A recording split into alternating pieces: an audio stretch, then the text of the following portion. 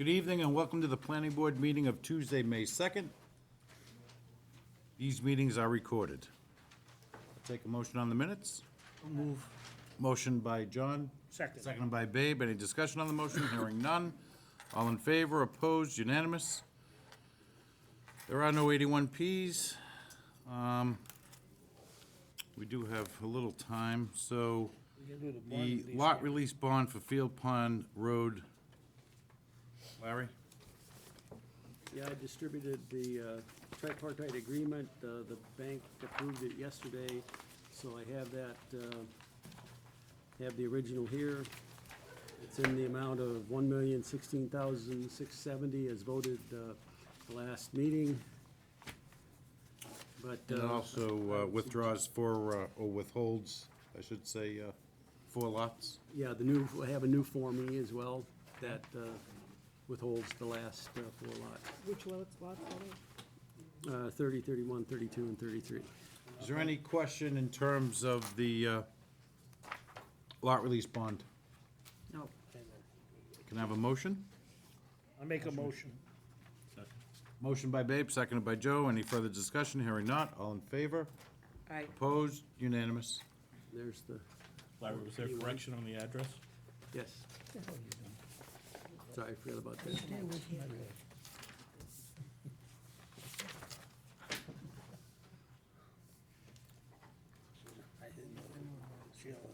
Do you want to just wait to notarize it till the end? Yep, yep. I know it.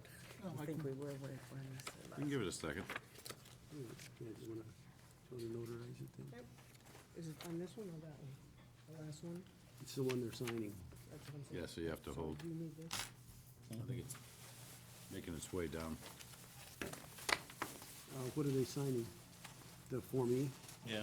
Yes.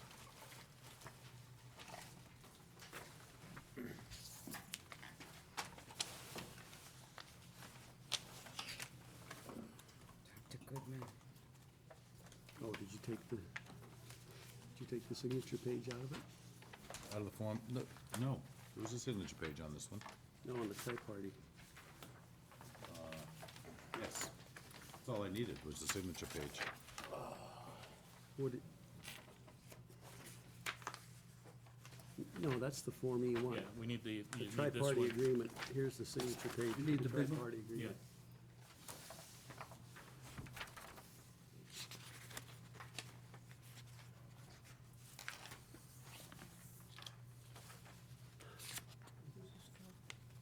He has it now. Which Sorry. one? Form E one, right Is that the one? No, that's on both. Oh, yeah. So there. there's Yes, nobody yes, they here. both need to be notarized. You okay, Ma? Mhm. I got that one. That's good. It is, I agree.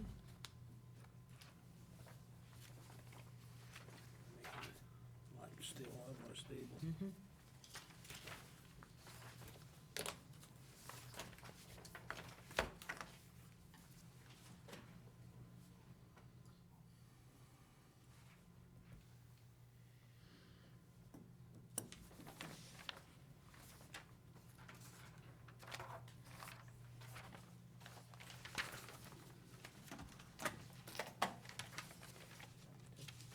I'll do that for you.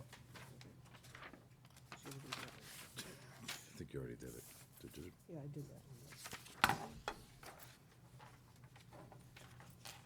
So we're putting you in here too, okay? Yes. Maple Street, right? Beaver Street. Mm-hmm. Gotta come out down here. This curve here. This curve right on. What are you talking, Casey Drive? Yeah. Yeah, Yep. You just, I got that there. I was kinda looking at it. I was up by there. I jumped all the way up by there. Once or twice. I'll just write two down. Take one each. All set? Straight. Remember house. There you go. Good. Okay, we now have the opening of some public meetings. There's an application of planning board to amend the zoning bylaw relating to marijuana establishments. Karen, if you can to read? On Tuesday, May 2nd, 2017, in Room 3 of the Milford Town Hall, 52 Main Street, the Milford Planning Board will, at the times designated, conduct public hearings regarding the following. I'll read the first one. Will you read the first one? Just read the Okay. rest. Yes. The full application and/or maps of the above items are available for public inspection Monday through Friday from 8 to 4 p.m. at the Office of Planning and Engineering at the Town Hall, 52 Main Street, Milford, Mass. Interested parties may express their views at the above scheduled hearings. Thank you, Karen. Article 34 of the May 22nd, 2017 Annual Town Meeting warrant is a planning board-sponsored zoning amendment related to marijuana establishments.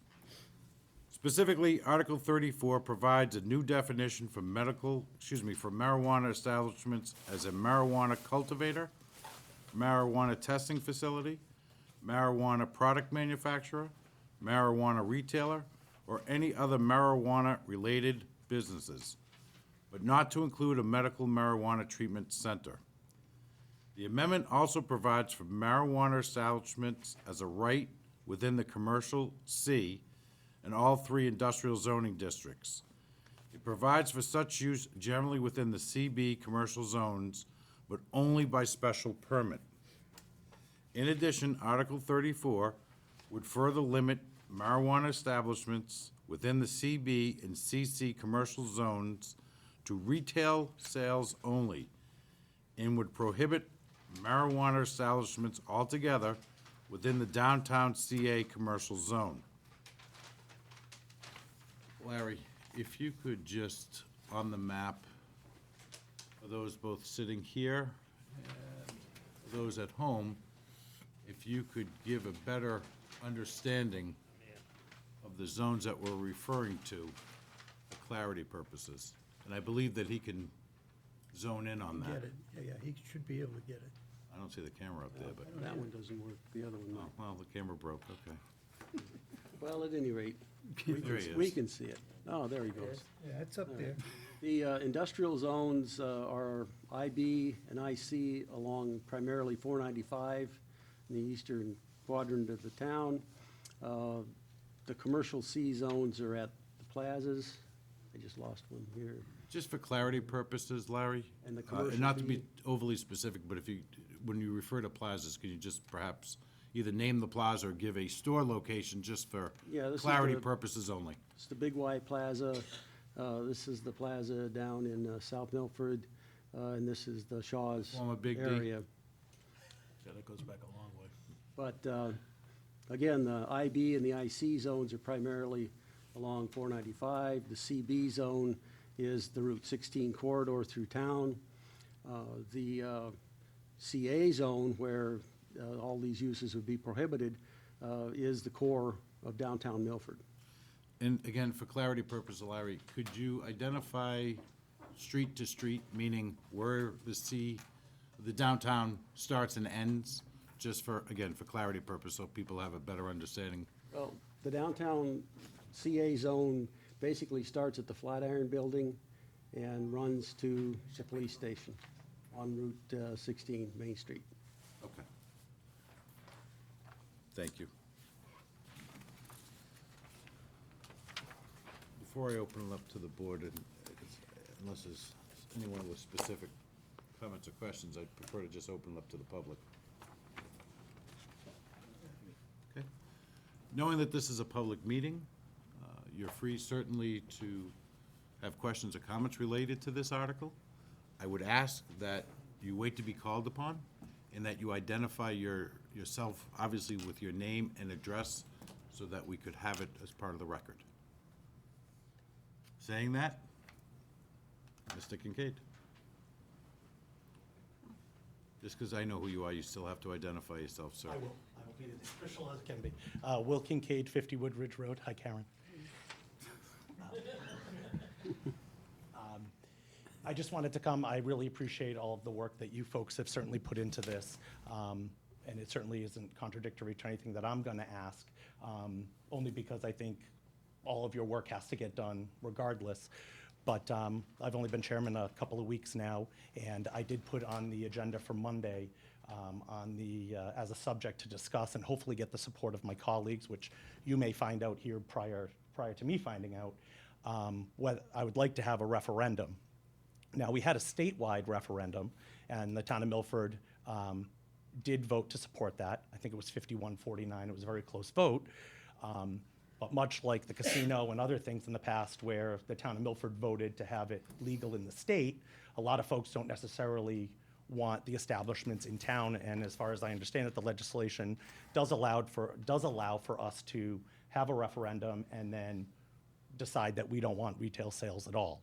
So I'm not sure at the end of hearing from other members of the public, if it's something that you folks would be willing to either pass over the article altogether to the fall.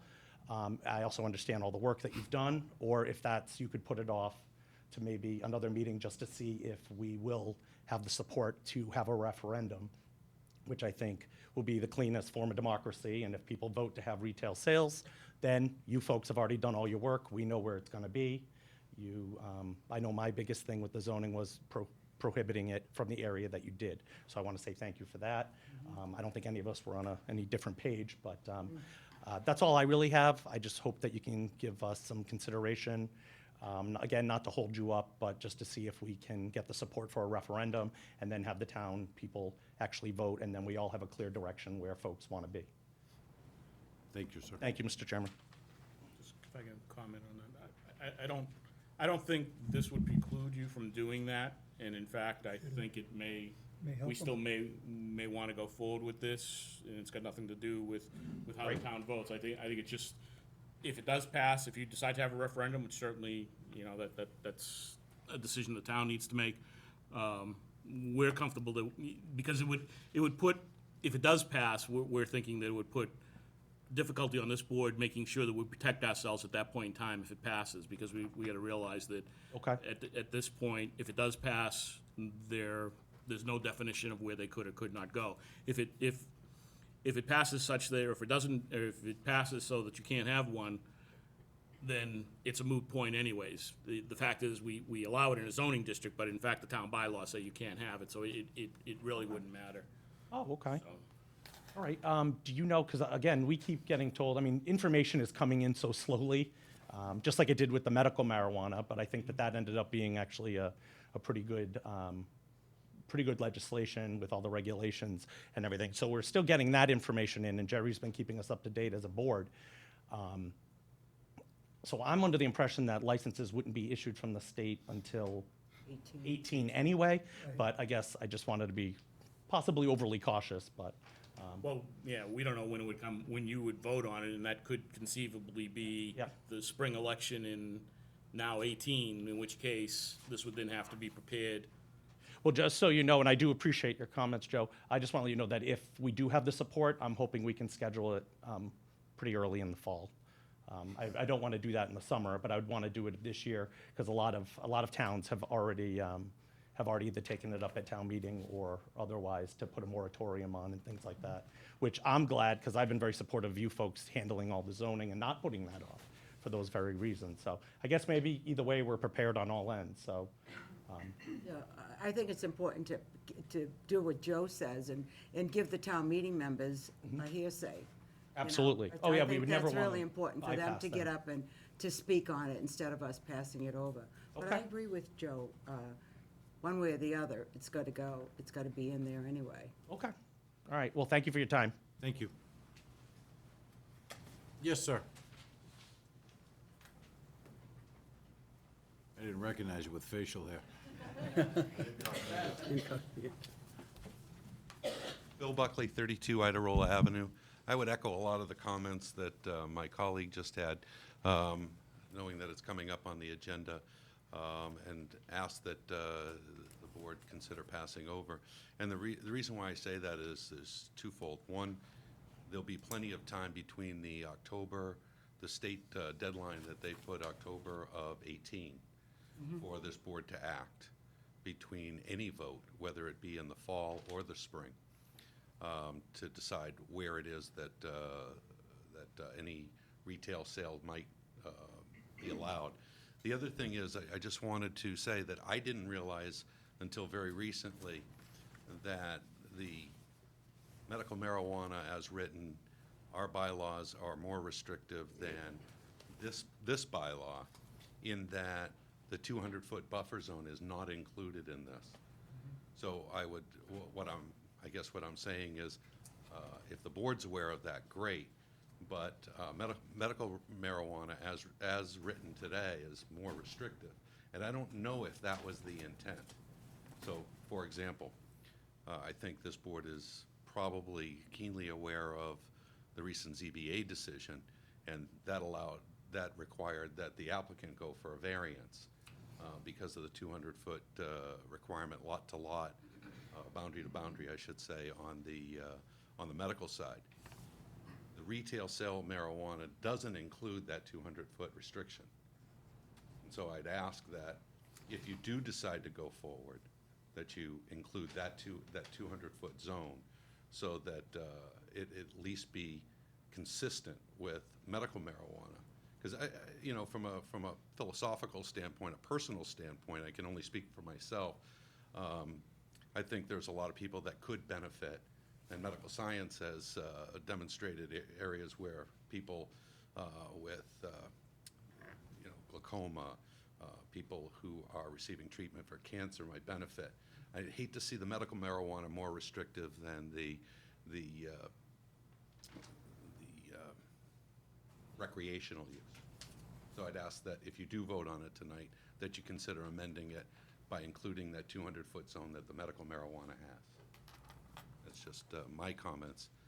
And I still think there's plenty of time, whether we vote in the fall or vote in the springtime, to pass over and allow this board opportunity before the state will look at any permits, and that's October of 2018. So I still think we have time, whether we vote in the spring or the fall. Bill, if I just may. Yeah, please. In terms of medical, that's regulated much differently than, I believe, recreational, if you will. It's a much different strand. It's much different in terms of how the state sees it. In terms of when we refer to retail, for us in this board, we look at retail as not name specific, but rather just an allowable use in terms of, it's no different than if it was going to be a widget store, a stationery store, a convenience store, things of that nature, liquor store for that matter.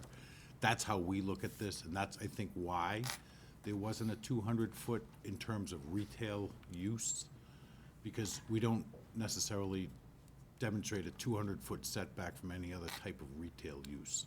Well, isn't there setback and requirements for liquor stores currently? No. There isn't for schools? No. Anything? Not in zoning. Churches? Not in terms of zoning. Oh, okay. And again, that's how we Within- look at things. We look at things clearly as in terms of zoning. And I just mentioned that to you, just so you understand. All right. Because that was consciously not put in terms of the distinction between medical. And again, we're talking about specifically retail, not the cultivation, but the retail aspect of it. Yeah, and so I think from my perspective, it's an effort to start small and allow, what is new to the state and new to all the communities, the opportunity to understand what this means, understand what its potential impacts are, if any, right? Because, I can't predict the future. It's a little bit new, and the referendum, the way it was written, actually allows for the people who voted for it to vote again, to decide, okay, I've allowed for it in the state, but we can now decide whether the community can opt in or opt out of that process locally.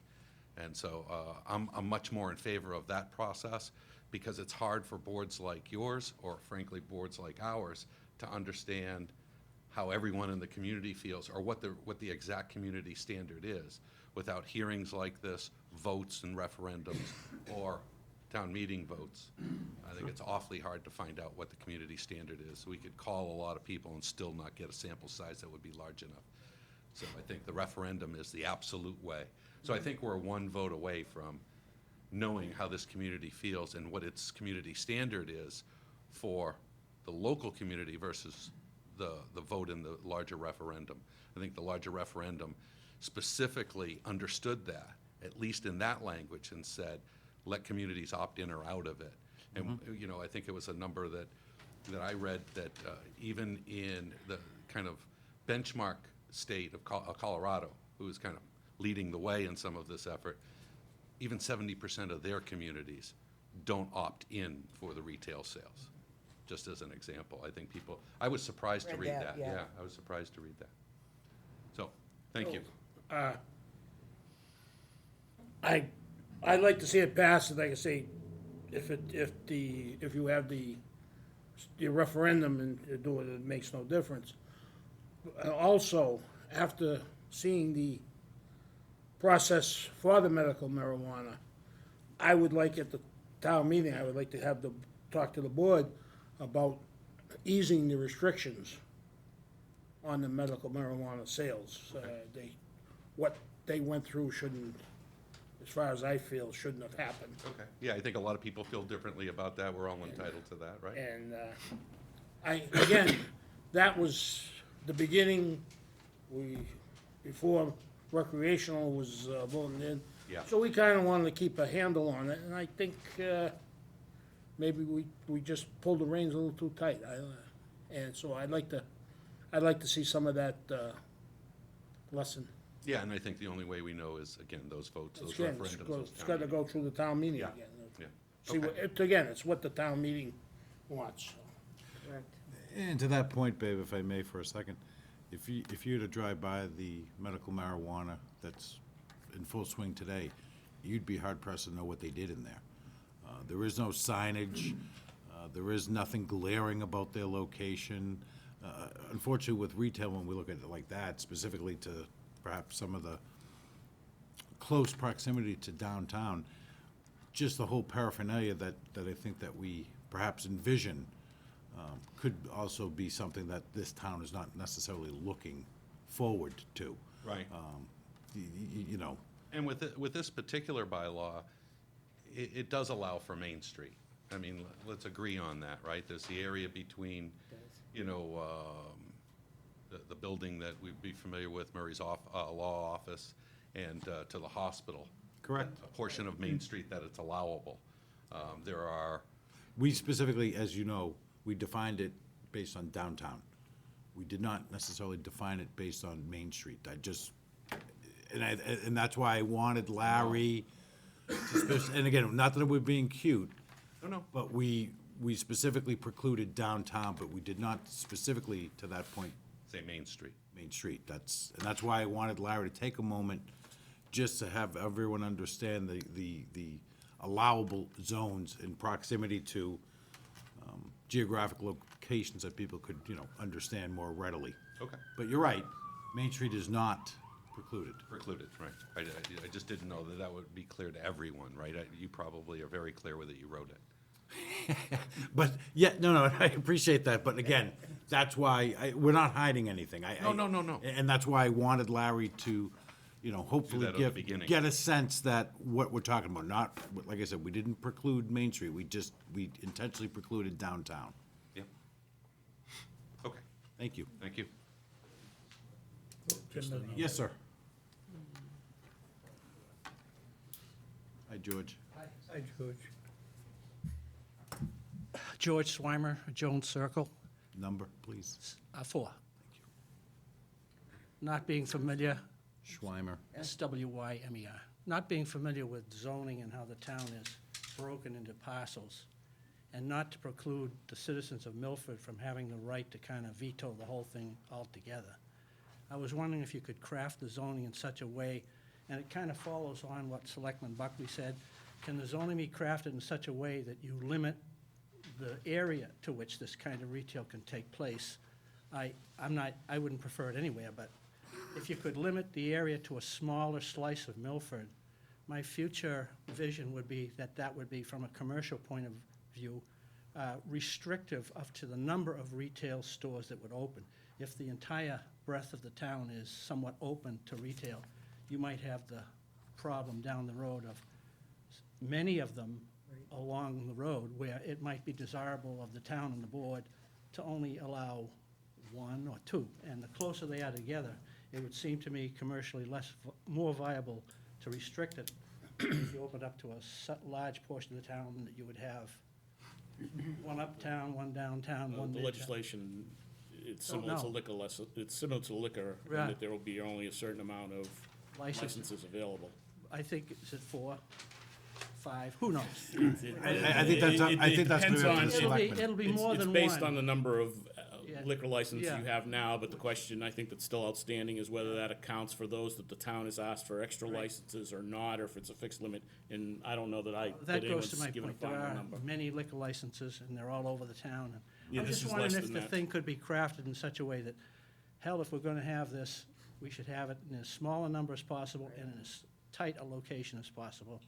I don't know if you can craft it that way, or you were thinking of crafting it that way, but Well, that's sort of what we've that done. might be a pretty viable much- compromise for everybody to deal with the issue. Let me just take this opportunity, George, if I may. So this is broken down in kind of two-tier, in terms that we look at cultivation, meaning you're actually gonna grow it on site.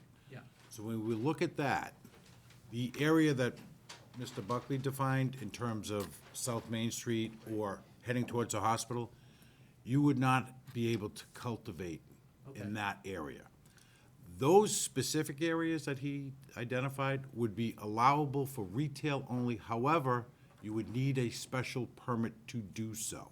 Okay. So to your point, we thought, we tried to, limit where they could absolutely grow, which again is nowhere within the main street. That's a very safe bet. You cannot do it in Main Street. We did push it back to closer to the 495s. Right. Or the Big D location, if you will, Right. areas like that. Now, again, let's be sensible. Can I control in 10 years who's gonna be there and who's not, and who may move in and who may, I can't speak to that, but those areas, you'd perhaps be able to, be allowed to grow there and also retail if you so chose. But the areas more readily to this downtown district, it's by special permit and for retail use only. Yeah. So I think we attempted to Right. confine it, if you will, to the best of our abilities without throwing red flags to the AG's department that would say, no, you cannot do that. That's, there's always a balance. Is it perfect? Absolutely not. I just wonder if you could even be more restrictive than you are now. If that's possible, so be it. If not, so Right. be it. Right. Like you say, the referendum's gonna challenge the whole thing anyway. Well, and the fact of the matter is, this board was looking at it in terms of something that passed in the town of Milford as of right now. So it's something that the majority of people that voted in that election wanted They it. didn't vote for it in Milford per se. They voted it for the state. Don't know that. The only vote we have is. You don't know that. The predominantly- You won't know referendum- unless it comes to a Voted for. referendum. Referendum will tell you that. But in any event, if the bylaws could be crafted to be more restrictive, that would be at least a step in the right direction, in my opinion, And again, I think. without taking it away from the citizens of Milford. I think there's a second tier in terms of special permit process for those areas. Again, is it ideal? I can't speak to that, because again, we look at this solely as retail. I can't be specific to, just like this board can't tell you what color house you are to live in. It doesn't work that way. So we just look at this very benign as a retail operation. And in theory, we look at this that the way the state's crafted it, it's a legal business entity. Whether we endorse that or not, it's not up to us, but Yeah, right. that's how we look at this, no I am different than a little gas concerned station. about the special permit aspect of it as we go down the road.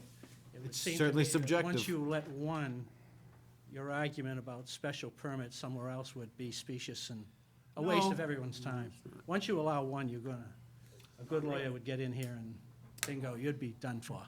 Tried. Again, is it perfect? I didn't suggest that it was, but I like to think that we certainly put some steps in there to not make it an all-out dash. And just to find, if you did do it more restrictive somehow in the bylaw, it would seem to me that a good attorney coming before you or any other board would say the disposition of the board would be, don't come here with something, up next to someone's house up further up 16 or someone's house further down 16. It would be, they'd be more hard pressed to persuade you guys to do a special permit if you were more predisposed to grant one, say, Right. near Target or something. I don't know. I get it. Those are the zones that we're allowing. We're not allowing in that many zones to begin with, so we are being very restrictive. You can't, the choice is to be totally restrictive, and that wasn't what we were trying to do, because we're faced with something that says we need to do something. There's only a few zones that we're allowing it in. Right. So Pat, when are you gonna paint your house? You can't say Stop no it. to everything. Yes, sir. With the collapse. Hi, Mike. I know. How are you?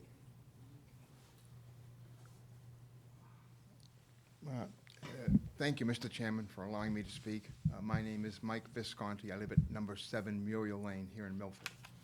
I'm a little torn with this issue, and and by that I mean I am in full support of a referendum to let the voters of Milford decide once and for all if in fact they want any kind of retail sale of marijuana in the town. I personally would vote against, I personally would vote to prohibit the retail sales of marijuana in the town. However, if in fact the people vote in favor of retail sales of marijuana, then I believe the restrictions that you have in the current proposed bylaw should be removed. The way I see it, we allow, in the zoning districts that you're prohibiting or propose to prohibit the retail sales of marijuana, we allow drugstores in those zones. And to me, marijuana, technically, the retail sales of marijuana, technically, is a drug, is a medical drug that people need and should have easy access to. If it in fact passes, we should not be hiding the retail stores in zones that are difficult, in some cases, for people to get to. I could argue that, you know, look at the statistics. The number of severe injuries and death caused by alcohol far outweigh any caused by the use of drugs. Yet, we allow liquor licenses and package stores in the zones that you're proposing to restrict retail sales of marijuana from. I could argue, if I can extend this out to not the illogical, but I could argue that severe injury and death that are cell phone related far outweigh any caused by the use of marijuana. Yet, you have no restrictions on cell phone stores in the zones that you're proposing to restrict the retail sales of marijuana. Now, I'm not suggesting that we prohibit cell phone stores in that zone, not by a long shot. I'm merely making a point that by your reasoning, and I've listened to all of the discussion that your board has had, and you've discussed this really to the nth degree. And my understanding is that the concern is, or one of the major concerns is, the use of the medical marijuana or Recreational.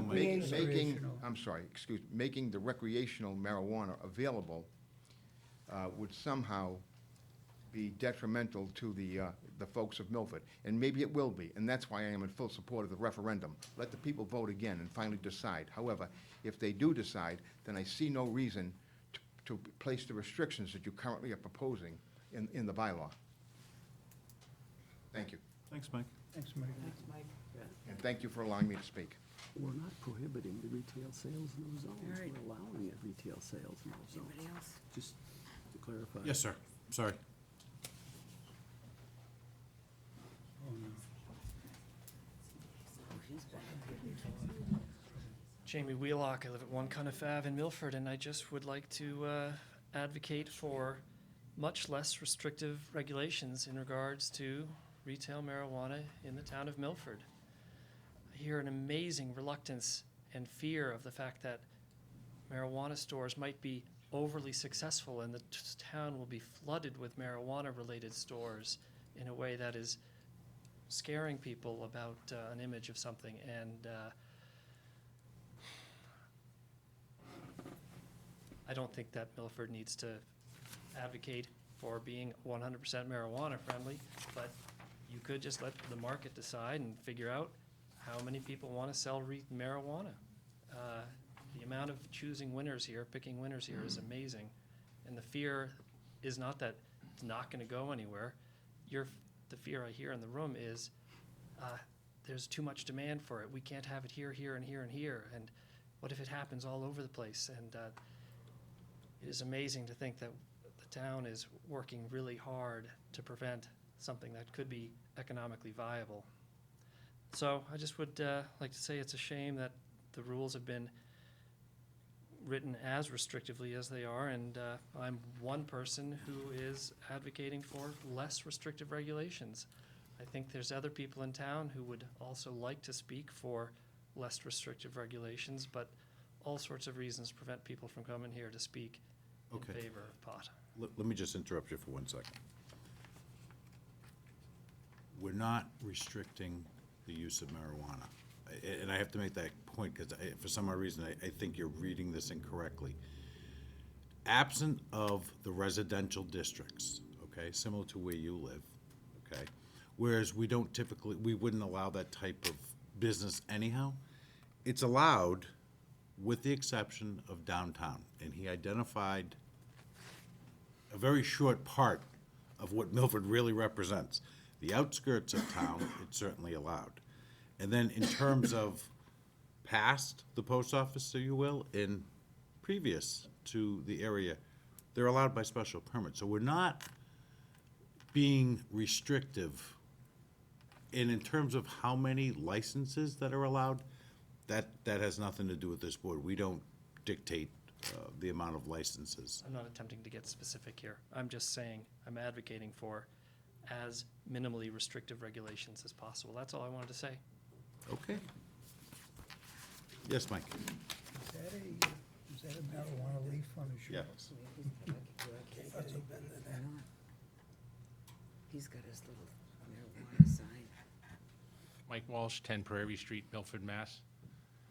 I have a couple of questions for you, and I want to ask them probably to help the general public try to understand a little bit better. It's my understanding, Mr. Kennelly, that there are more restrictions on a medical marijuana facility than there are on a retail facility. Correct. And why would that be? If and I don't mean to put you on the spot, I'm just wondering if you could explain it, please. I think at the time, when medical marijuana was first allowed, because that was the first vote that was taken, not understanding what it was going to represent, I think we were apprehensive, would probably be a good word. So we came up with a bylaw that we thought would best serve the medical community, because again, it's certainly overseen by Department of Public Health. So there's certain criteria that they need to abide by. So we looked at this and said, well, we understand that that was the vote, and we understand that it serves a medical purpose, but we didn't want to inundate and get too close to residential. So the 200-foot setback was designed so it wasn't that close to people's homes.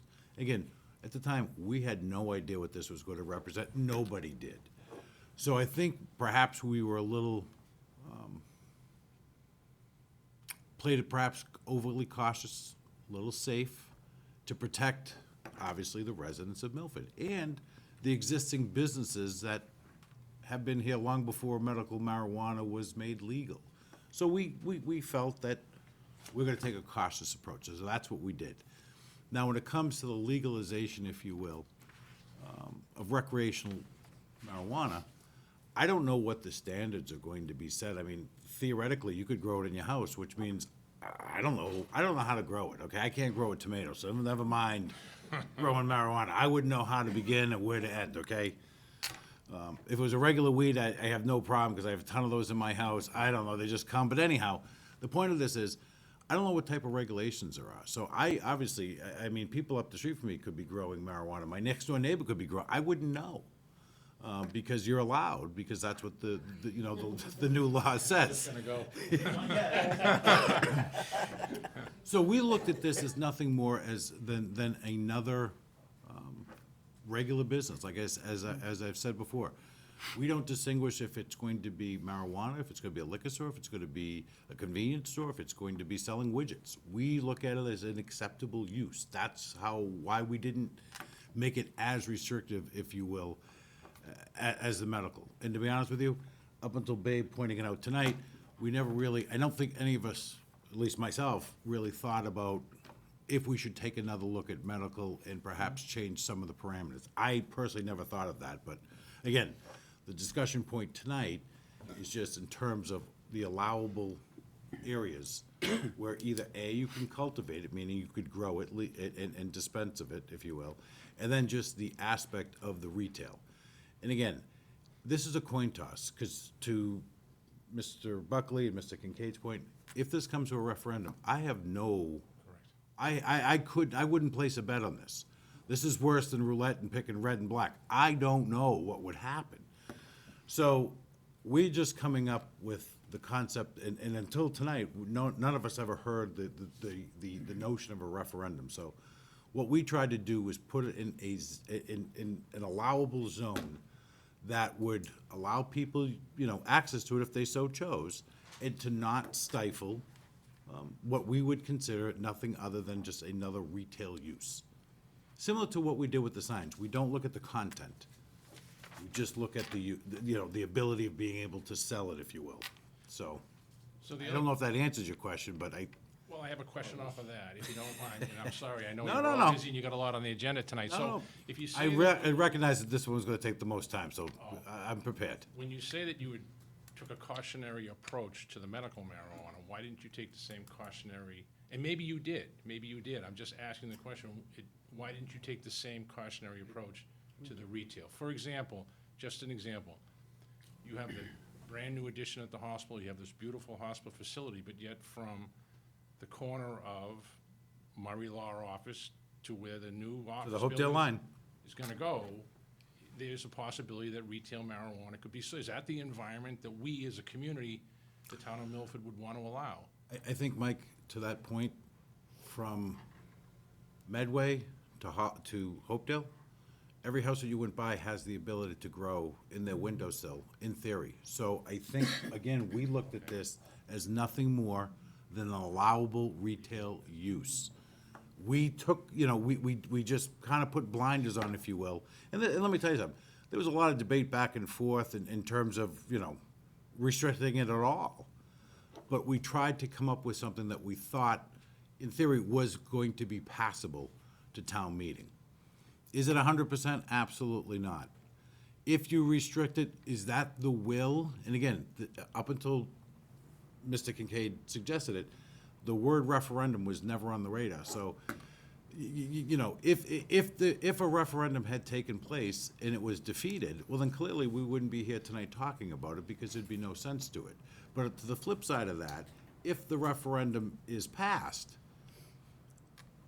you now have a much clearer idea in theory of where you could perhaps drive by and see such a location operating. That's, I guess, how we looked at this. And again, I don't know if that makes sense to you, but It does, and the only other question, how do you feel, or I should say, why do you feel it's time sensitive? I don't.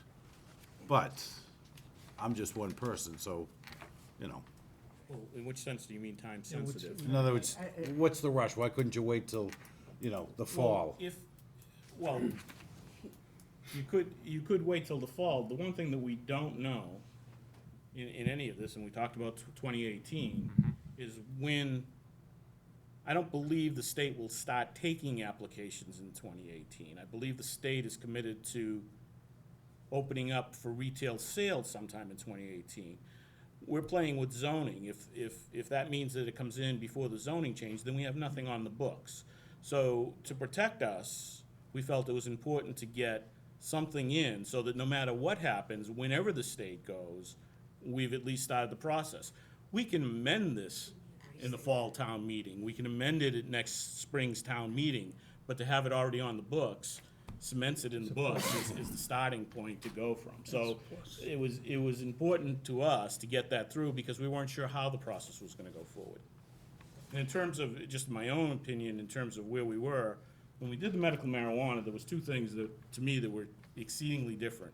One of them was probably something that was wrong in our own minds, or at least in my mind, I should say, because it was one of the reasons why we did this. But the thought process was that that it was a facility that was not just selling, but also cultivating, which is what we ended up with at the beginning in Milford. But that was the thought process that at least I had when we were doing it. And the other thing was that outside of that usage, it was an illegal substance at the time. Now, based on the vote, it's a legal substance. So it's a different thought process from sitting on this end. I felt it needed to be regulated to some extent, but I also needed to be cognizant of the fact that people in the state of Massachusetts and people in the town of Milford, to the best of my knowledge, voted for it to be a legal substance. So that's why it was different. And I think Babe has a good point now, based on where we are. To me, I look at medical marijuana, those people need, to me, definitely need it more than, or have a reason to be using it, but yet, what happened to them, I don't believe is right. I mean, that's where we wanted to try to put these kind of locations, and to say it was next to a Papagino's, to me, isn't right. But that's me on that particular topic. But that's the reason why we think it's, I'm not gonna say it's a rush, but I think it's better to have something on the books and then change it if we need to as we go forward. And as I said before, if you have the referendum and it totally fails, you know, and it's illegal in the town, then that's fine. We have it on the books, but you can't use it anyways. Like, during our course of discussion over it and putting it in the CC and that, and those areas, it was fine for the cultivators and everything. But for a person, the town, the people in the town, the people in the state voted to have the retail sales. For somebody to have a retail sale in that area is prohibitive rent-wise, I would say. And that's why we kind of went with the CB thing. I have no problem even putting it in the CA area as long as it goes by a special permit. But the board's vote was to restrict the CA and have it in the CB and do the CB by special permit. If the people want it and you're gonna try to restrict it, we could restrict it to sale on Clark's Island if you wanted to hold it up, and there'd be nothing to say about it.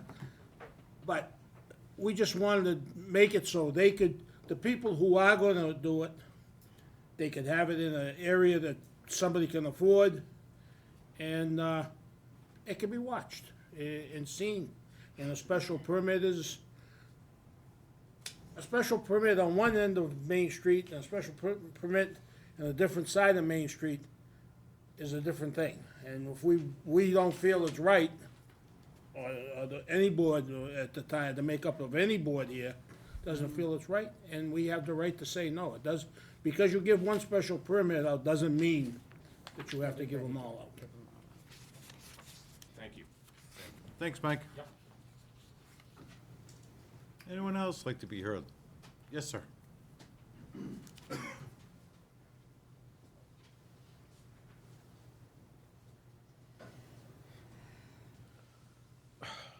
Good evening, ladies and gentlemen. Thank you for the opportunity to speak on this important issue. My name is Mike Barton, I live at 34 Church Street.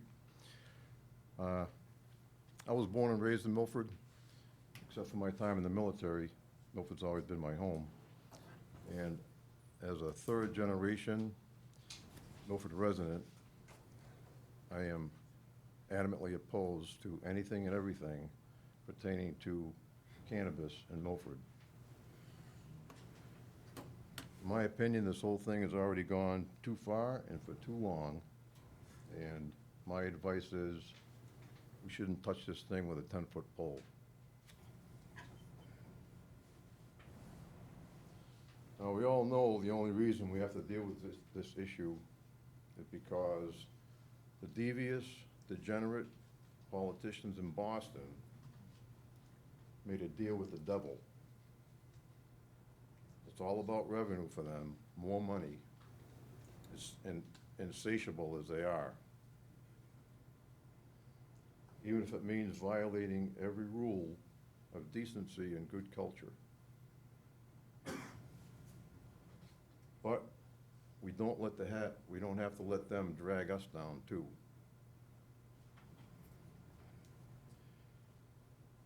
Now, if the moral argument is not enough to keep us away from this, we should consider the legal minefield that we'll be entering. I'm surprised this has not come up in the discussion, and I don't think you're gonna like it very much.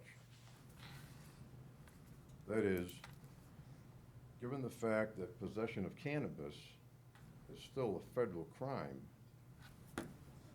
it's not too much of a stretch to say that any action on our part as a town to accommodate or facilitate the sale and promotion of cannabis in Milford would certainly be looked upon as being complicit and even conspiring to violate federal law.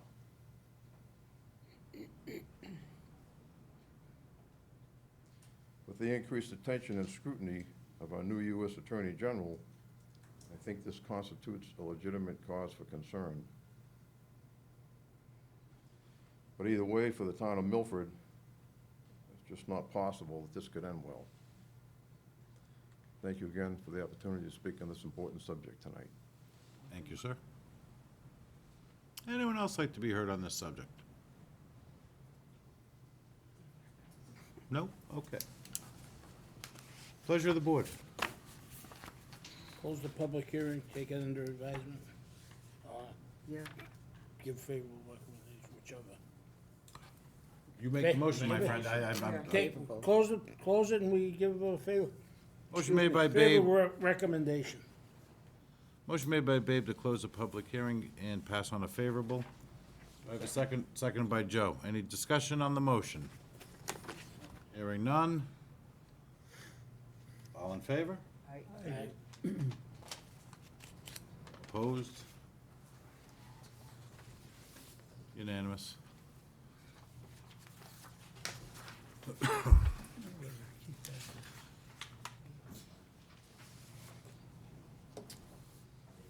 You ready? Second one, please. Just the, Application of the planning board to amend the zoning bylaw relating to solar energy systems on town property. Article 41 of the May 22nd, 2017 annual town meeting warrant is a planning board-sponsored zoning amendment related to solar energy systems on town buildings. Specifically, Article 41 provides for roof building-mounted large-scale solar energy systems to be installed on buildings owned or controlled by the town of Milford. These would be as of rights uses within all zoning districts except within the downtown CA Central Commercial Zone, where it will still be prohibited, excuse me. This article also proposed to no longer require site plan approval for large-scale roof building mounted systems. Currently, no site plan approval is required for small-scale roof building mounted solar installations. Seeing that this is a public meeting, is there anyone in the audience that has a question or comment relative to the solar energy systems on town property? Yes, sir.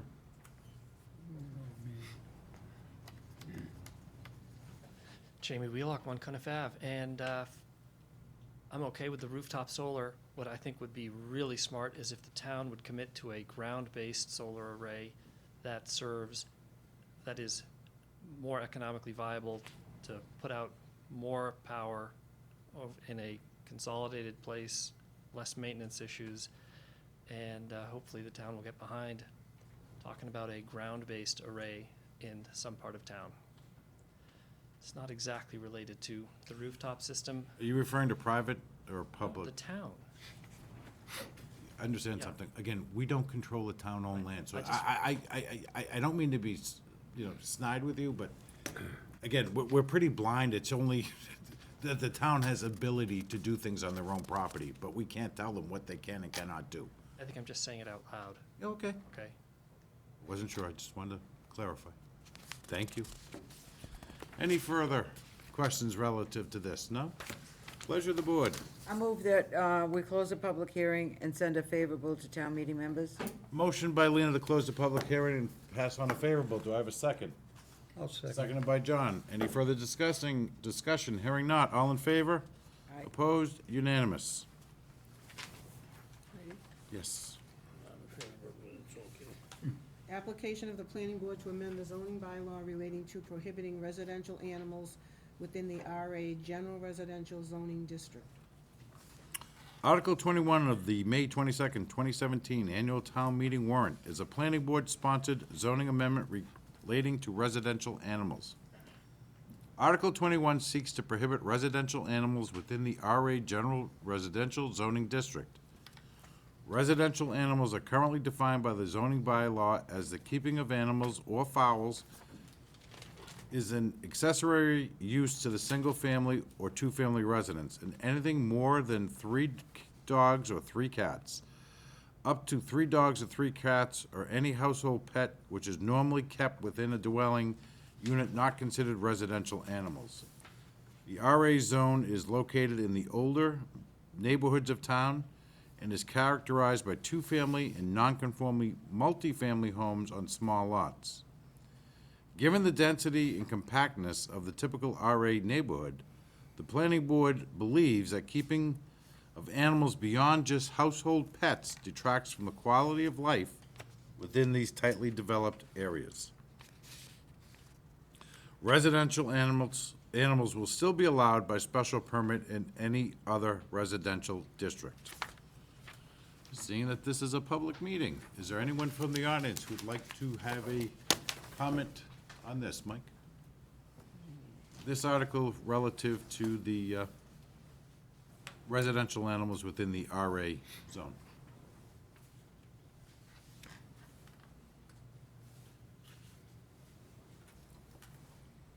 Once again, thank you, Mr. Chairman. My name is Mike Visconti. I live at number 7 Muriel Lane here in Milford. Let me start by saying Milford is not a farming community, and if we allow more residential, pets. I'm sorry, how did you describe them as?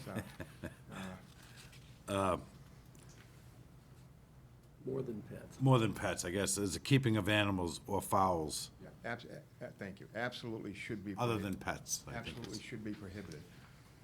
We are not able to control the number of pets that are restricted by our bylaws in this town. How would we ever restrict fowl? Currently, we have situations where fowl, chickens, are being raised in the RA zone that go uncontested. If we allow more, we will be, I don't want to say overrun by chickens, but it's hard to control, very difficult to control the number of chickens that you have. I am in favor of absolutely restricting animals, chickens. Chickens are farm animals. They belong on a farm, certainly not in an RA district in a town like Milford. Thank you. Thank you, Mike. And thank you, Mr. Chairman, for allowing me to speak again. Anytime. Anyone else have a comment relative? Yes.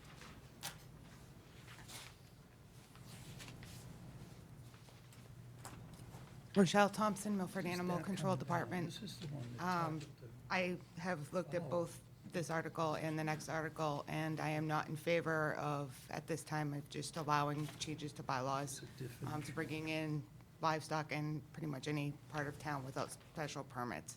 And that's just something I just wanted to point out, make my voice heard that I'm not in support of the next 2 articles. Thank you.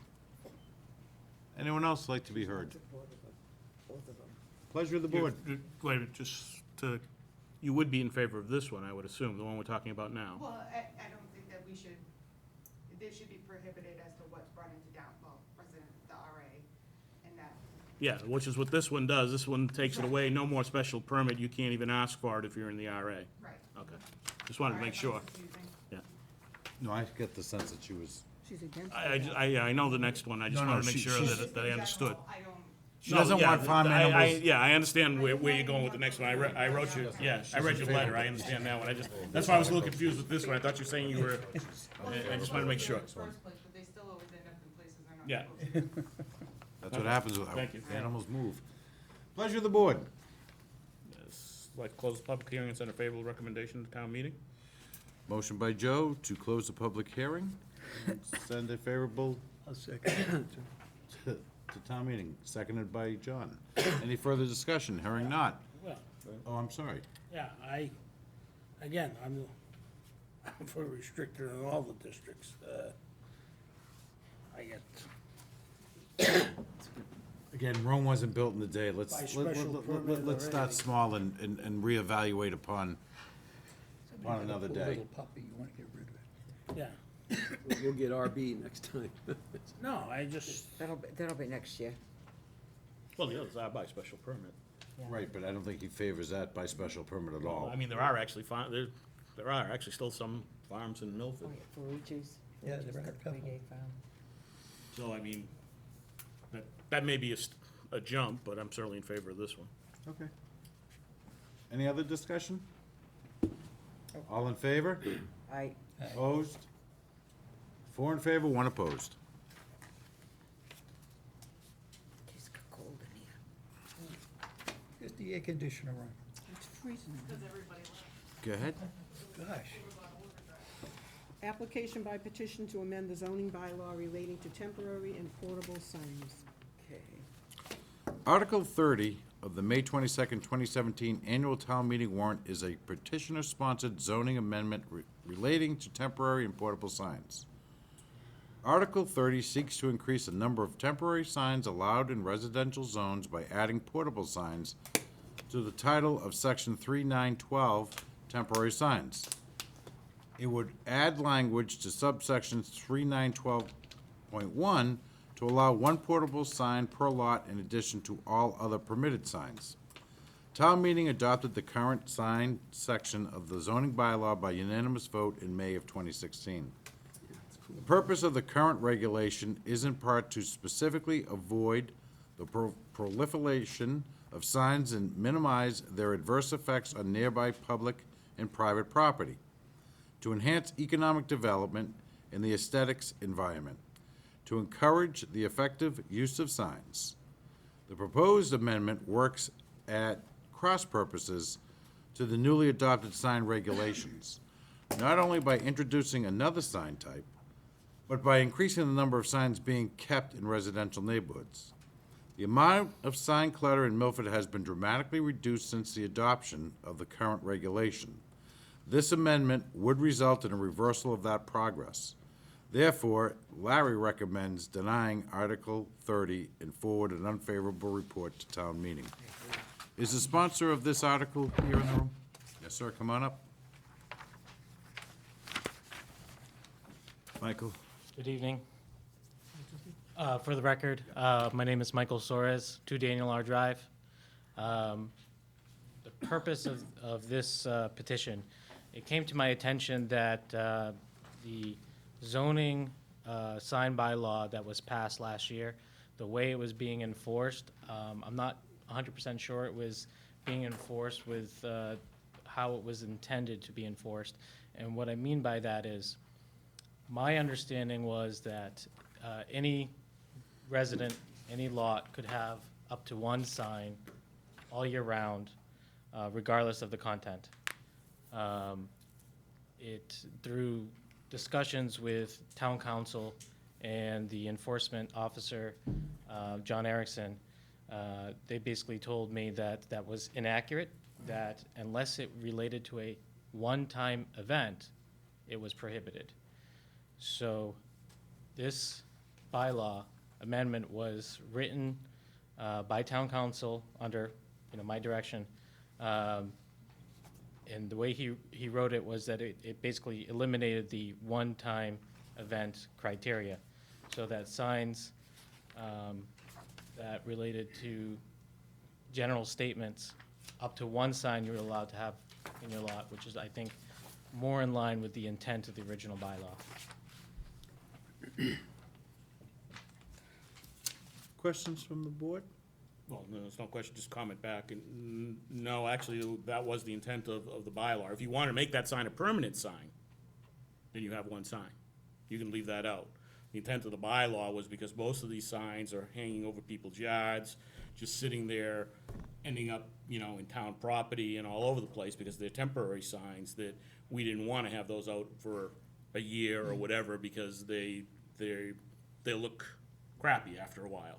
If you make the sign a permanent sign by the bylaw, doing what it takes to, then you have the right to have that out there permanently. You have one sign. So it was only temporary signs, and we set that up based on the fact that they were one-time events, so that we could regulate that within some form, so that the things weren't up forever, and they weren't these metal signs that just hang over and get into other people's yards and become trash nuisances and things like that. So that's how we got to where we were. Okay. My only comment back would be that it kind of, because some signs, even though they may be temporary in intent, because they're not related to a one-time use, they still weren't allowed. So that would be my only feedback. Well, that's the whole point, that if you have a permanent sign, say you have a wall sign on your building that is allowed by the zoning bylaw, you can have one sign per residential lot, all the time.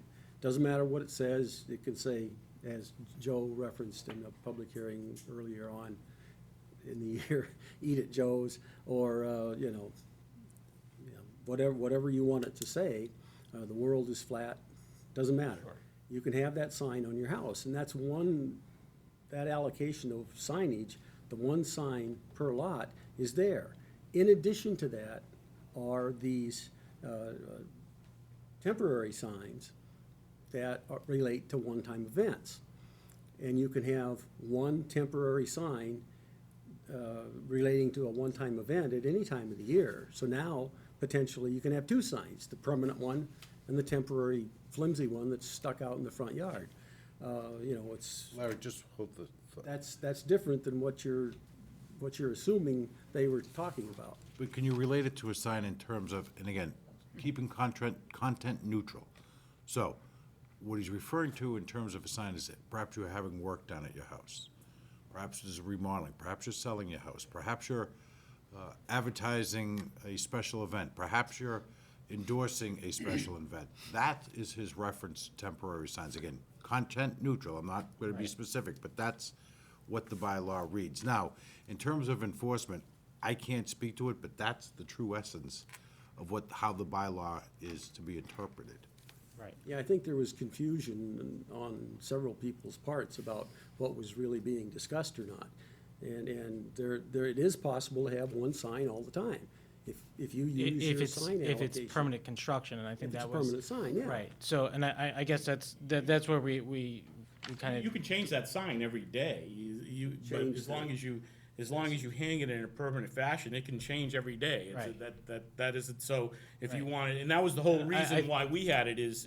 If you want to be a weather barometer every day and go out and change it, say it's sunny, today it's good, that's fine. Sure. It's allowable. Again, my proposal would allow for the low-cost, lightweight signs to be used for people that want to have a sign up front. So. Yeah, and I think that's what we specifically didn't want to do, because those become the. Those have become the nuisance events. That's what people were mostly upset about, signs that stayed and inevitably either blew away, were not maintained. That's what this tried to get away from. But again, if you're having work performed at your home, or you're advertising a specific event or something, those are allowable, in addition to the permanently mounted sign, which for the average makes perfect sense. I know there was a lot of discussion in terms that there was a recent sign of support of the Milford Police. I'm going to be very specific. Sure. And there seemed to be some discussion whether those were allowable or not. The other signs I've seen are people advertising, for instance, local honey for sale. That's not a one-time event, that's, seasonal. The Milford Farmers Market, that's a seasonal event, that's not a one-time event. So advertising for that, they would have to construct more expensive permanent signage versus just a lightweight sign with an H bracket. I've seen, drive like your kids live here, those signs, lightweight signs, or portable signs. I've also seen those I've also seen those on the side of the road. Sure. Because they weren't maintained, again. Sure. And I've also seen a lot of other signs, and I'm not, it's then considered trash. Right. So I understand what you're coming from. Appreciate but there's a distinction between maintaining a sign and advertising and being responsible to ensure that that sign stays how it's intended to be, kept. And that may not always be the intent of certain people. When they put a sign out, they forget about it, and it winds up down the street, and, again, we all end up with trash in front of our homes, and we know we didn't generate it, but that's what we tried to do with the bylaw that was approved. Actually, if I could comment, he does make a good point that we didn't think about, and maybe, looking at it going forward, is that for something like the farmers Seasonal. markets, maybe it should have been Maybe we a change- seasonal event instead of a one-time event. But I think we're trying to control That's a good point. the length of time that those things can be out there, because we don't want them in the trash cycle. But the farmer's market operates under a special permit. And when the market itself has signage on site. in No, I know that, relationship- but if somebody wanted to put a sign out, I don't know that I'd be, that's just an example. I mean, there may be seasonal type events that it's appropriate to have it out for a seasonal event as Right. opposed to just a one-time. I Well, but don't those- necessarily have an issue with that. I don't think that was the I intent. don't think the but term of the way- seasonal is that offensive, but Yeah. the question drives is, what's considered seasonal? Is Yeah, baseball, well- is a seasonal sign advertising Well, baseball, and- is it before the season starts, or is it until the season continues? I'm just suggesting that. Mm-hmm. No, we would need to think about it. I don't know which one to jump I don't into, have but a I'm just problem saying with the that term I have a- seasonal, but again, then in itself needs definement. Mm-hmm. It's not, and again, it's not for those who adhere to it, it's for those who don't. Stay right where you are, I think there's another one for you. Well, I think, I don't know if anyone else. Oh, Mike. So, no, S-O-A. SOARES. Simple. You need those, George. Yeah, thank you. Miss Mike. Thank you, Mr. Chairman, again for allowing me to speak. For the record, my name is Mike Visconti. I live at number 7 Muriel Lane here in Milford. For years now, I have been a strong advocate for cleaning up our town with respect to the miscellaneous signage that is hanging all over the place, blowing all over the town, having our citizens live, in some cases, live right next door to a sign farm that stays up forever. Thanks to your board and the hours that you spent deliberating, we finally are starting to clean the town up with respect to the signage. I would ask that you please do not support this change. I would also ask, if it's appropriate, that your board send a letter to the building department requesting a stricter enforcement of the current sign bylaw, because there are many, many violations in the town right now with respect to the new sign bylaw that go unchallenged. So I would ask that your board please send a letter to the zoning enforcement in this town asking for stricter enforcement. Thank you. Thank you, Mike. Any other person would like to be heard on this article? No? Pleasure of the board. I move we send an unfavorable report to town meeting. Close. Close the public hearing and send an unfavorable report. Motion by John to close the public hearing and send it unfavorable to town meeting. Is there a second on that? Seconded by Babe. Any further discussion on the motion? Hearing not. All in favor of the unfavorable? Aye. Opposed to the unfavorable? Unanimous. Darren? Application by petition to amend the zoning bylaw relating to changing the definition of residential animals. Article 22 of the May 22nd, 2017 annual town meeting warrant. Petition sponsored zoning amendment related to residential animals. Article 22 seeks to alter the definition of residential animals by adding chickens to the definition. The existing definition of residential animals is as follows. Animals or birds kept and maintained for the private use of the permanent residents of single-family or two-family residential properties upon the issuance of a special permit by the Board of Appeals after specific finding that the keeping of such animals or fowls will not cause any discernible inconvenience or annoyance to abutters, and after a specific finding that the keeping of such animals or fowls is an accessory use to single-family or two-family residence. Residential animals shall not include 3 dogs or 3 cats or any household pet which is normally kept within the dwelling unit. The amendment would add the words 4 hens or chicks to the list of last sentence. It would have the effect of short-circuiting the special permit process that requires a public hearing and abutter notification, since the longstanding practice has been to forward requests for the keeping of chickens to the Zoning Board of Appeals for their approval. Also, the Animal Control Officer has noted a number of concerns on this issue in a 2/15/17 memo to the Town Administrator, which is attached for your reference. Therefore, Larry is recommending the board deny Article 22 and forward an unfavorable report to town meeting. Michael?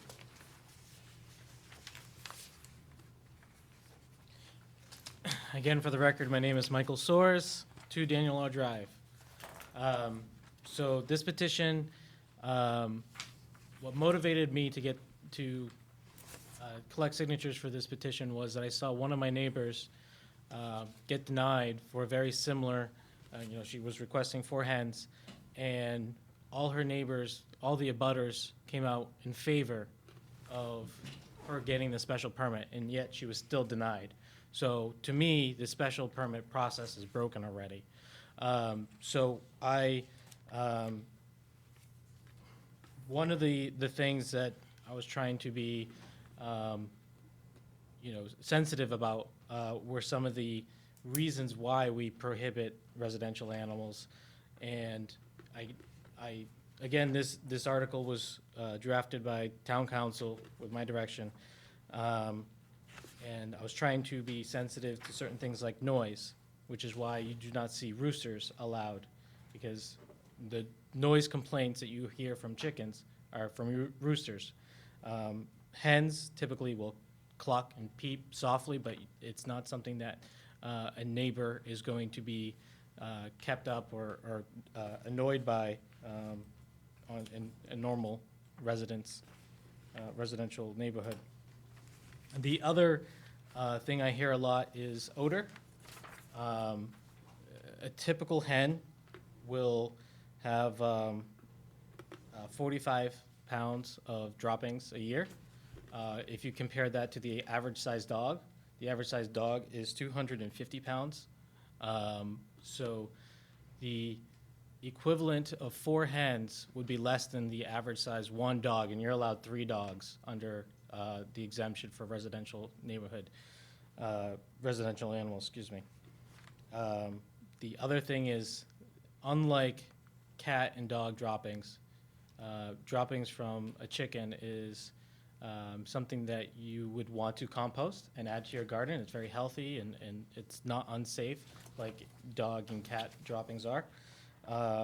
And so I feel like limiting the amount of hens to 4 would prevent any sort of interruption to anyone else's quiet enjoyment of their property as far as odor is concerned.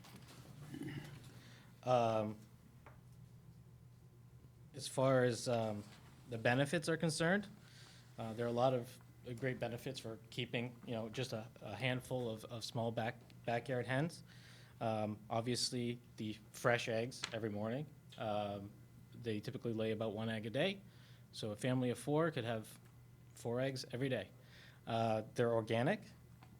Because you are feeding them, you know what your chickens are being fed. You can feed them a much more balanced diet versus commercial eggs, which are hens that are basically just corn-fed. I know in Massachusetts it's really not an issue anymore, but now you know that they won't be they will be cage-free, so you don't have to worry about unsanitary conditions for the livestock that are laying these eggs. It's very educational for kids. I already spoke about the free fertilizer that you would get from your 4 hens. One of the biggest reasons I want to get some hens are pest control. the ticks, beetles, slugs, grasshoppers, and any insect really that, they can eat, they will eat. So they're a great natural alternative to all the pesticides that you would purchase at a hardware store. The other great thing about hens are you can get rid of your food waste. It's a great way to get rid of, they will eat chicken scraps, kitchen scraps, thank you, which is perfectly healthy for them. They're also great at weed control. Not the weed we were talking about earlier, but I'm talking about dandelions, clovers, hawkweed. They make great pets. They're very friendly towards children and adults. They are good for the environment because now you're closer to some of your food. So you're not worried about, large diesel trucks transporting, big loads of chicken and eggs and to the market. You have that local impact.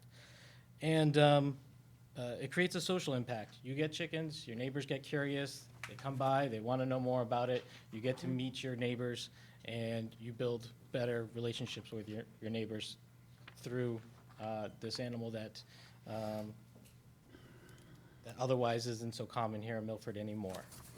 But to Mr. Calagioni's point, there are still farms in Milford, so it's not that unusual. So that was what I had to say. Thank you. Thanks, Mike. Anyone from the audience like to be heard? Yes. Mike, 1 second. Attached Michelle's letter to your. Yeah, I figured she was gonna come up and reference some parts of her letter right now. Rochelle Thompson, the Animal Control Officer, but I'm also speaking on behalf of the Municipal Animal Inspector. Once a year, I need to inspect by law through the Department of Food and Agriculture every place that a chicken is, even if it's one. It has to go into my barn book, and unfortunately, I do not have chicken GPS. So anybody that would have a chicken, I would need to know where they are to be able to inspect them and be in Compliance. compliance with the state law. And I already did discuss this with Michael Cahill at the Department of Food and Agriculture. Yes, other bigger city towns are able to do it, but they do it with, proper permits. And so that if there is a problem, they are also able to stop the people from having the birds. They would be able to pull their permit and make them get rid of them.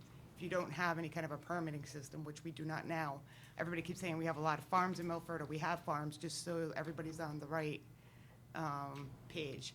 Right now, I want to say we have 5.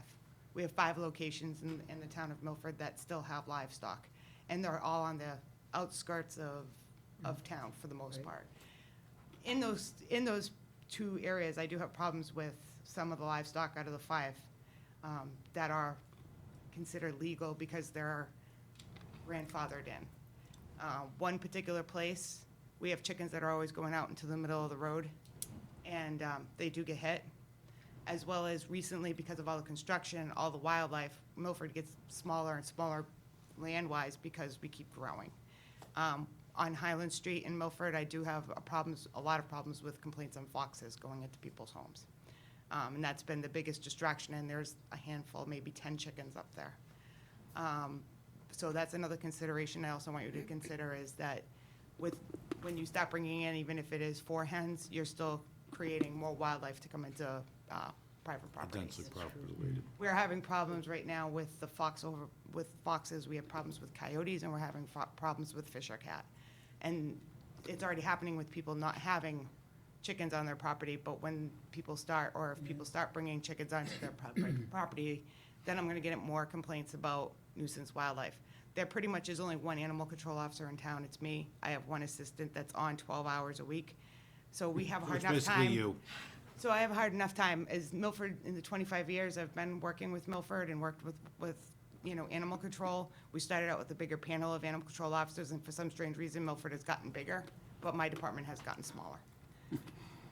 There are other issues that weren't brought up right now. The state of Massachusetts is watching for the avian influenza, which has been a big thing with chickens. So if you do get chickens from somebody, you can't just give them away. You have to have them tested for salmonella. as well as you need to have them tested for the avian flu. So say if you got in all these birds, or these 4 birds, and you wanted to give them to somebody else, you can't. They have to be tested, and that's a state of Massachusetts law.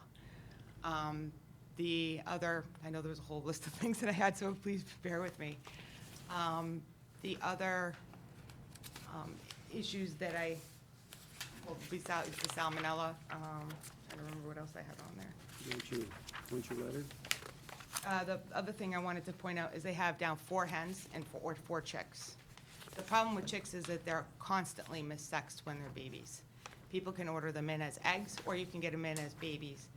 Until they're probably big enough to be able to tell you, you're not gonna tell whether you have a rooster or if you have a hen. So what happens to if you end up getting 4 roosters? And I can tell you, there's a person in Milford that is legal to have it, and he ordered a bunch of them this year, and half of what he got in were all roosters. I'm already having problems this week alone on Sousa Circle with loose rooster running around. It doesn't sound like a common thing, but I want to say like every 4 to 5 months, I get calls about loose chickens running around. If we legalize them to a point in these outside, not in downtown areas, I might have a lot more dump-offs. But if people get a rooster and they start cackling, and that's the problem I've been getting off of Cortlandt Street right now, in those back areas, is that they're cackling and people are waking up really early in the morning because he's running around everywhere. People get all these roosters, then they're gonna be dropping them off everywhere, and I'm gonna end up having a lot more complaints coming in about roosters just running around different parts of town. Like I said, you have no choice over when they're chicks, whether or not you actually know what you're getting in. And there was something else I was thinking, I'm sorry, I keep losing my thought. I have so many You of them coming certainly in. enlightened me.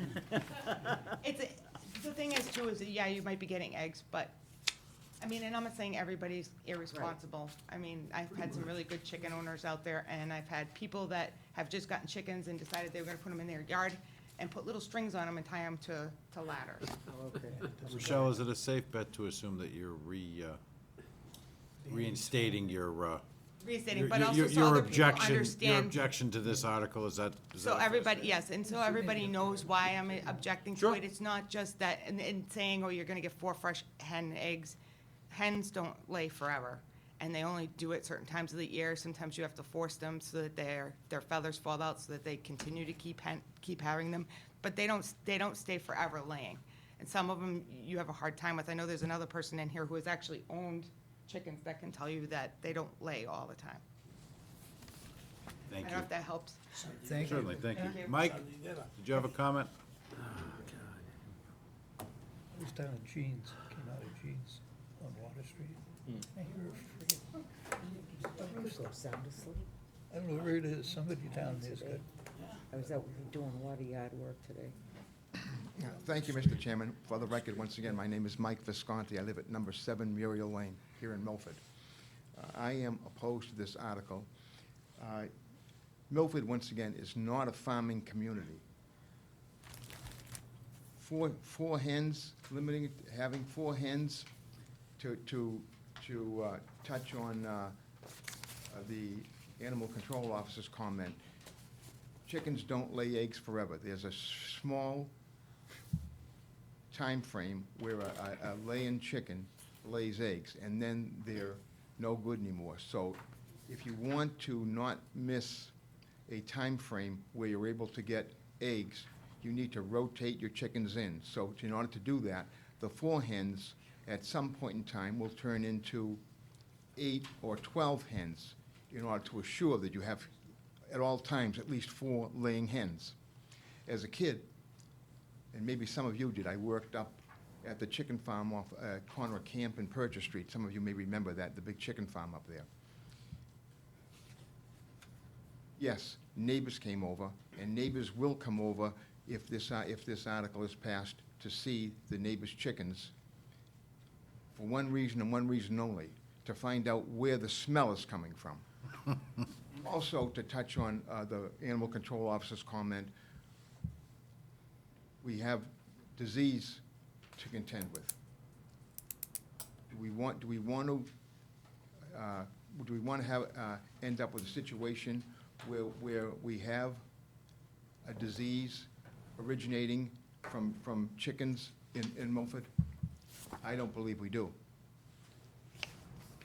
The issue of the chickens being beneficial by eating grubs and ants and any insects, whatever, that would mean that the chickens would have to run free. And chickens running free in a yard, you know they're not gonna stay there. Chickens can easily fly over a 6-foot fence. So even if you're fenced in, the chickens will get out, they will be nuisance, they will cause traffic hazards. There are numerous reasons why we should not allow chickens in this town. I would ask you to please vote unfavorably on this article. Thank you. Thanks, Mike. Thanks, Mike. Yeah, go ahead, Mike. Jamie, hold your thought. He was next. I just wanted to address some of the concerns that I heard. One of the things was, yes, the amendment would allow for chicks. That was done on purpose because you cannot sex them right away, with the full expectation that once you discover a rooster, you would rehome them. There are a number of farms that take excess roosters and stuff like that. So as far as them not laying eggs forever, this is true. They lay for about 3 to 4 years. They lay primarily in the spring through fall. They don't lay in the winter unless you put artificial lighting in their coop. But that is only one of the 12 benefits that I enumerated earlier. As far as predators are concerned, I would be perfectly amenable to any sort of amendment that would require the securing of your hens in an appropriate coop/pen or kennel.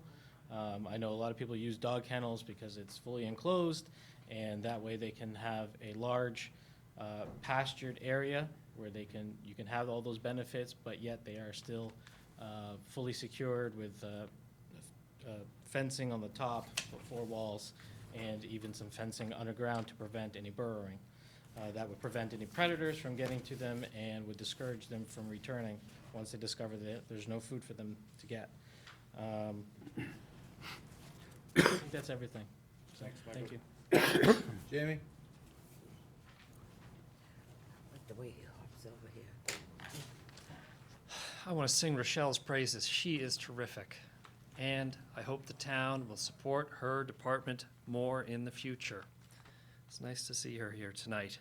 Hey, our family was one of the last families in Milford to get permitted chicks about 8 years ago.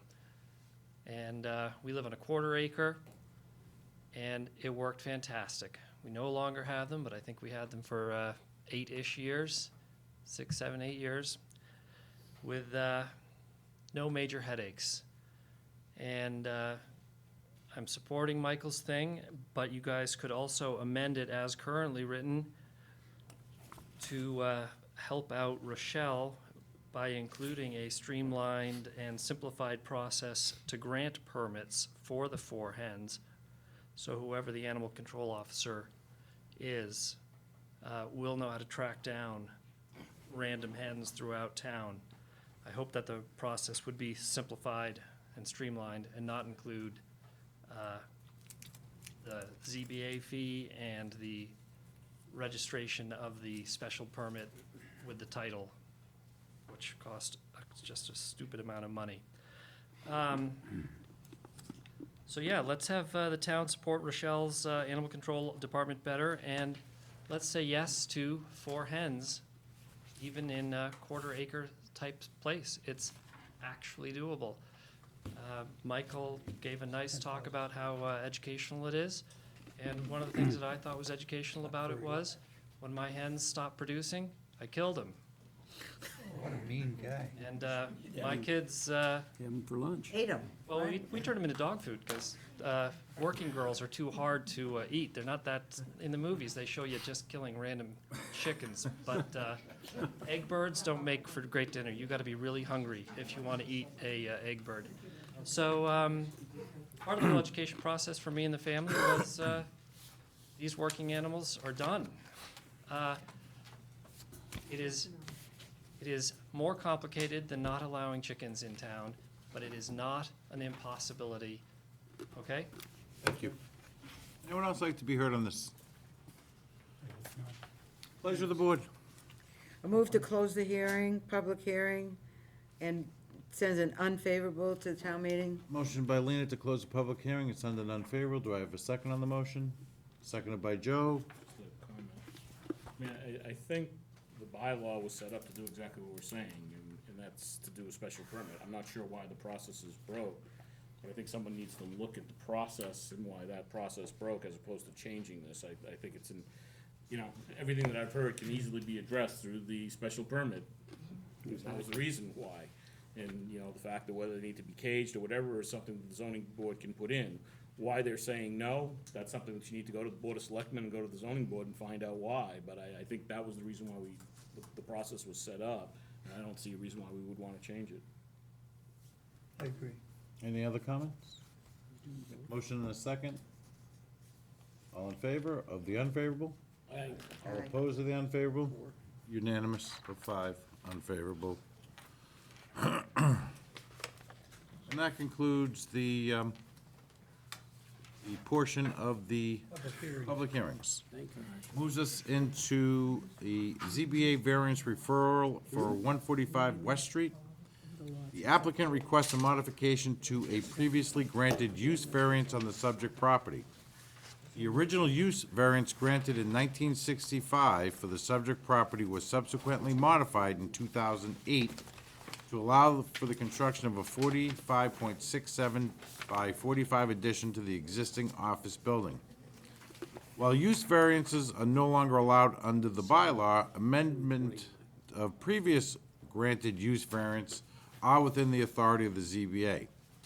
The addition was not constructed, and the 2008 approval has since lapsed. This application is again for the construction of a 45.67 by 45 addition to the existing office building. As was determined in 2008, the circumstances of the original use variance is unique in the district, and the small size of the existing building on an irregular-shaped corner lot severely limits the likelihood of the site's rehabilitation and continued use. The grant of the requested variance modification will not cause substantial detriment to the public or derogate from the intent or purpose of the bylaw. In addition, all setback requirements of the RA can be met. Therefore, Larry is recommending a favorable be sent to the ZBA. That guy has made so many improvements. Good evening, my name is Elizabeth Finini from Gary Aaron Hellman. As Pat had mentioned, this addition, 2,000 square foot addition, was shown on the original site plan seen by the board back in 2008. The entire site was developed with the intent of this addition eventually being built, so it already meets, and this is sort of site plan review stuff, but it already meets all the parking and all the drainage, everything was already approved. It's just that it took a little bit longer than the approval time for him to be able to put up the addition, so if there's any questions, I can certainly. I don't have any questions. Thank you. Questions from the board? I don't have any. Pleasure of the board. Buy that place every day. Make a motion, we send a favorable recommendation to the zoning board? Motion by Joe for favorable, seconded by John. Any further discussion on the motion? Hearing none. All in favor, opposed, unanimous. Liz, you want them back? Sure. I'll make sure they get recycled. Well, you give them to the ZBA. Here it was. Let's see, we have a ZBA special permit referral for 160 Central Street. The applicant requests a special permit approval to allow for the construction of a 15 by 100 addition to the existing building on the subject property. It should be noted that the proper address for this property is 160 Central Street, not the 162 as indicated on the application. The existing fabrication building is non-conforming as to side yard setback. Therefore, any addition will require a special permit. The addition itself will meet all applicable setback requirements for the IA zone. An amended site plan will need to be submitted to the planning board, therefore Larry is recommending favorable to the ZBA. Is this yours as well, Liz? I'm not prepared to speak on it. This is not yours, okay. It could be. No, that's fine. You were still here, so I just made Larry, do you know anything about this? Well, I mean, you supported it, but I don't, It's coming the back, applicant's not here, which is not unusual. coming back. this building, they have the wrong address on the plan. There is no such address. There is no address that they listed. So but essentially, he's taking a non-conforming building and he wants to add to the- make it actually conforming on the side that he's. Right.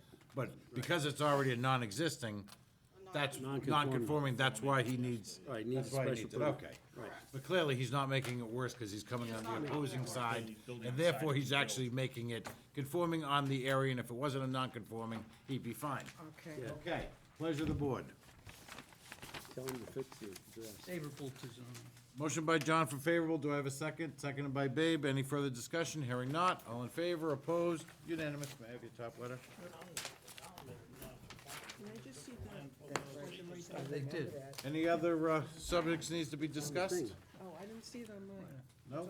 I'll take a motion by Babe, seconded by Lena, It's not on this. Tri-party Adjourn. agreement. to adjourn. Thank you and have a good night. Tri-party agreements for the subdivision.